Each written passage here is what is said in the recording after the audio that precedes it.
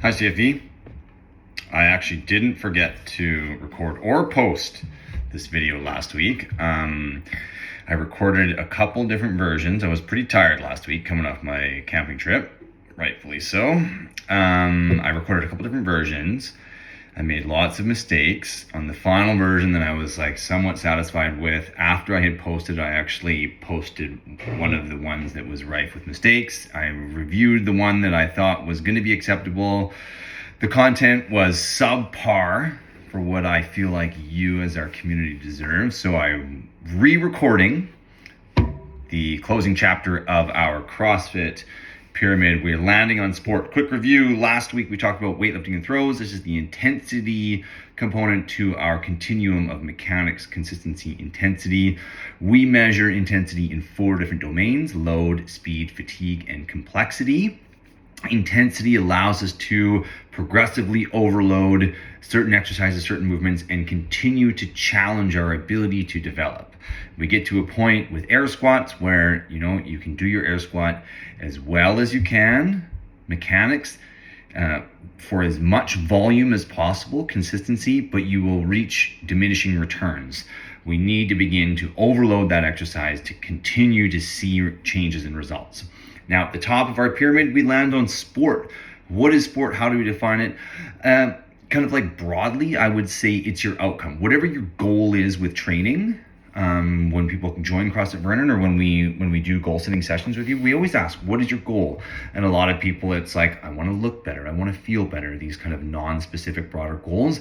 CrossFit absolutely is going to be a big part of that.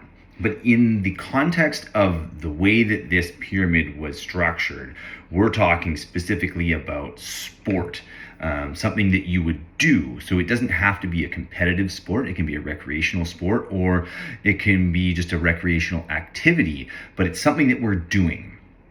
So that's what we would label the sport piece of the pyramid. And I want to talk today about how CrossFit is those 4 layers below it. So CrossFit forms the foundation. What we do in the gym is CrossFit, and it forms the foundation for that sport pyramid. What we're going to do outside of CrossFit, the things that we don't train for in CrossFit as it was designed by Greg Glassman, unless we're talking about CrossFit the sport, and that's kind of like a different topic altogether. But the way that we look at it, so in CrossFit the first question is, what is CrossFit? And CrossFit's goal is to increase work capacity across broad time and modal domains. We talked about our nutrition, our metabolic conditioning, bodyweight and gymnastics, weightlifting and throws. There's another measurement of those broad times and modal domains that CrossFit uses, and it is the 10 general physical skills. Those 10 general physical skills are cardiorespiratory endurance and stamina. Those are kind of like your fitness that we would call it. Cardiorespiratory endurance is the ability for I'm going to get into this next week. Cardiorespiratory endurance and stamina, that's your fitness. And then we've got a couple of muscular type components: flexibility, strength, speed, and power. That's how we express our movement. And then some more neurological elements: balance, agility, coordination, and accuracy.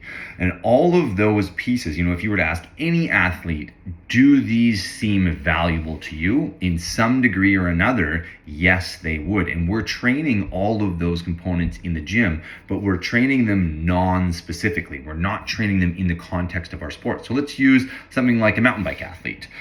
They have to have good upper body strength to be able to maneuver their bike. They have to have good lower body stamina. They need cardiorespiratory endurance. They need great balance and coordination. They're getting all of those things trained for them in the gym, but none of it looks like mountain biking. They still have to go out and play their sport, but they have the foundational skills to be able to do it. So that's how this foundation of the pyramid forms to create a great sport potential outcome. Let's look at some layers of the pyramid, moving up from the bottom towards sport, and how each of them kind of like factors into our performance in sport. So nutrition at the base, that's our fuel and our recovery. If I'm playing a sport, I need great fuel and great recovery, and the better and broader I build that nutrition base, the better I'm going to fuel and recover from my sport practice and sport endeavors. Metabolic conditioning, the benefits to having a broader base of metabolic conditioning, work capacity. If the more I can, sport is all about skill development. So the more that I can practice my skill or sport, the better I'm going to get at it. And if I have a high level of work capacity, I'm going to be able to play my sport more often, which means I'm going to be able to get better at it, assuming that I'm purposefully practicing and not just showing up and going through the motions. I'm also going to have higher quality of training. Imagine you're learning a new skill. Like, let's say you're playing squash. We'll use me for an example, jiu-jitsu. Jiu-jitsu is a particularly punishing sport because if you're not good at it and you're not in good shape, all you do is you just get smothered for 5 minutes, and then you go and you get smothered, and you get a 1 minute break and you get smothered again. Now imagine, for an instance, if you had the fitness, the work capacity to be able to get smothered over and over and over and over and over and over and over again, and you had higher quality of training so that even though you're getting smothered, you can at least try and do stuff and get out of that position. But if instead you're just like, I'm tired, I'm just going to give up and I'll lay here until the round is over, then you're not getting great quality. One of my all-time favorite quotes from Vince Lombardi: fatigue makes cowards of us all. What that means is, I think he said it in a particular context, but there's actually a lot of supporting research that goes into backing up this quote. What we've noticed is that athletes, when they become tired, they choose the easier path. They make less complicated, less creative decisions, and they tend to just go with what they can do or what they know. When we have a high level of work capacity, a broad metabolic conditioning foundation to our pyramid, we're going to be able to stay engaged in the development of our sport. So we've got more training and better quality training. Really, really, really important. Body weight and gymnastics, next tier up. Movement variability and movement expression. The more I have available to me, the more I can start to experiment. If I can only move my arm like this, and I want to throw a baseball, for instance, I'm not going to get a very good baseball throw if I only have this much range of motion. But as I increase that range of motion, I can start throwing, maybe I can throw my overhand.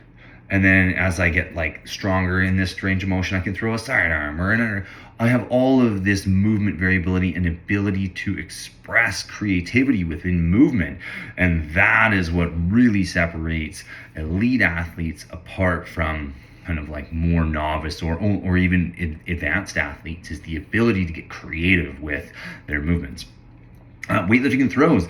The big thing that we're going to get from an increase in strength is physicality. Mountain biker, you've got a big bike, you're moving really quick, there's lots of force, you're going through those corners, there's big bumps. The bigger and stronger that you are, the easier you're going to be able to take that stuff. If you're playing a contact sport, absolutely having better physicality is going to go a long, long way.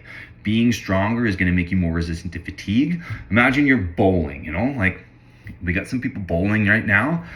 You go to the 10-pin bowling and you grab that ball, you're like, man, this thing's pretty darn heavy. If it were to feel lighter, you'd be able to throw it a lot easier down the bowling alley. And the harder you can throw it, the more likely you are to knock all the pins down. There's lots of instances where being stronger is going to be a huge, huge, huge advantage, and almost zero examples where being stronger, I'm not saying being bigger, but being stronger is not going to be an advantage. And then another big one that you get with strength is injury prevention. Strong people are more resistant to injury, and this has been well researched and well reviewed in the literature. You're just going to be less likely to hurt yourself if you are strong and robust. So those are some great examples of how the sport, the thing that we want to do, the sport that we want to play, the skill that we want to develop, can really be enhanced by having CrossFit and these 4 elements of the foundation of our pyramid in place to support it. I think that was a little bit more succinct and had a little bit better energy than the last one that I tried to do. So hopefully you guys found it interesting. If you have any questions, always comments, please, suggestions for future talking points. I'd love to hear what you guys have for ideas. I'm going to dive into upcoming a little bit more about those 10 general physical skills and what they are and how they're going to impact your wellness and performance and get you closer towards all of the things that you want to be better at. Okay, have a great week.